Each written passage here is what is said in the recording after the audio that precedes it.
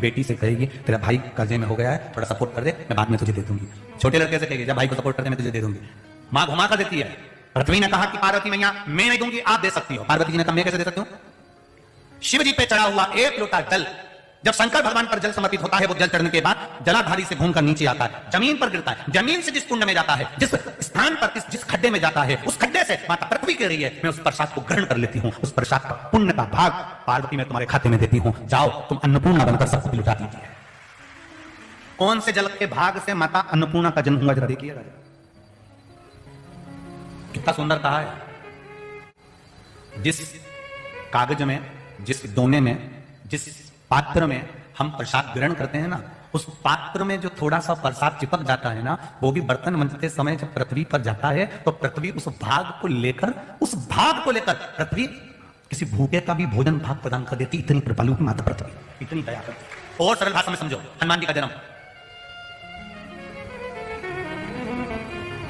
खीर का कटोरा निकला, बोलो सही है, अग्नि देवता से। खीर के दो भाग हुए, माता केकई ने लिया, माता कौशल्या जी ने लिया। यज्ञशाला में तीसरा बर्तन नहीं था।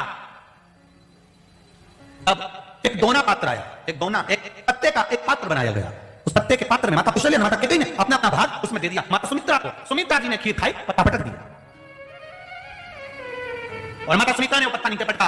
एक बांदरी उस पत्ते को चाट कर चली गई, उसका भी गर्व ढह गया। यहां राम जी, भरत जी, शत्रुघ्न जी, लक्ष्मण जी का जन्म होता है तो उस बांदरी के गर्व से श्री हनुमान जी का जन्म होता है। मात्र उस पत्ते का एक झूठा भाग ही चाट जाने, एक झूठे भाग को प्राप्त कर लेने पर उसका फल प्राप्त हो जाता है।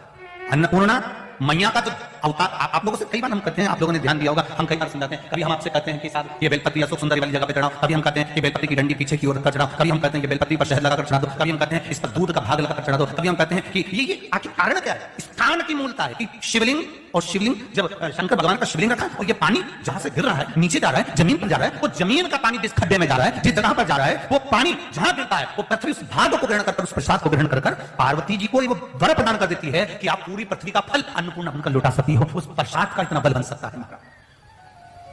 कोई कहता है गुरुजी ये रुद्राक्ष का जो पानी होता है, इस रुद्राक्ष का जो पानी है, हम रुद्राक्ष को जो सीहोर का रुद्राक्ष लेकर आते हैं, कुबेरेश्वर धाम का रुद्राक्ष लेकर आते हैं, इसको हम पानी में गला देते हैं तांबे के कलश में, फिर इस पानी